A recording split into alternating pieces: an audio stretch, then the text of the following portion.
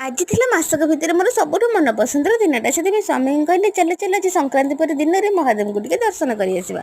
ବାଟରେ ଗଲା ଆସିକି ଯୋଗକୁ ଭଗବାନଙ୍କ ଆଶୀର୍ବାଦରୁ 4 ଟିକିଆ ବେଲପତ୍ରଟେ ପାଇଲି। ତାକୁ ନେଇ ସିଧାସଳଖ ମନ୍ଦିରରେ ପହଞ୍ଚିଲି।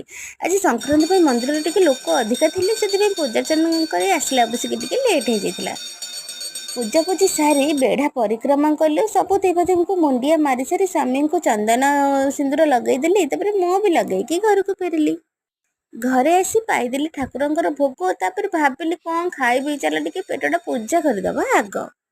ତା ବିନା ତ ମୋ କାହାଣୀ ଅଧା। ଆଉ ରୋଷେଇ କରିବାକୁ ଇଚ୍ଛା ହେଇନଥିଲା, ସେଥିପାଇଁ ପାଣିରେ ବିସ୍କୁଟ ବୁଡ଼େଇ ବୁଡ଼େଇ ଖିଆଯାଇଥିଲା। ତାପରେ ଆସିକି ପହଞ୍ଚିଲା ଆମର ଦଣ୍ଡାବାଳୁଙ୍ଗା ଗୋଷ୍ଠୀ। ଦଣ୍ଡାବାଳୁଙ୍ଗା ମାନେ ଆମର ଭଣ ଜମା। ସେ ସିନା ଦେଖୁଛନ୍ତି ଏଡ଼ିକିଟେ, ତାଙ୍କ କାରନାମା କିନ୍ତୁ ବହୁତ ବଡ଼। ଦେଖୁନାହାନ୍ତି ତାଙ୍କ ଦିଦିଙ୍କର କେମିତି ଚୁଟି ଭିଡୁଛନ୍ତି। ତାପରେ 3 ଯାକ ମିଶି ଘଣ୍ଟେ ଖଣ୍ଡେ ଖେଳିଲୁ। ଘଣ୍ଟେ ଖଣ୍ଡେ ଖେଳି ସାରିଲା ପରେ ରୋଷେଇ କରିବାକୁ ଚାଲିଲି। ଆଜି ବିଶେଷ କିଛି ବନେଇ ନଥିଲି, ପରଟା ସହିତ ଡାଲମା ବନେଇ ସାଧା ସିଧାରେ ଖାଇ ଦେଇଥିଲି। Please subscribe.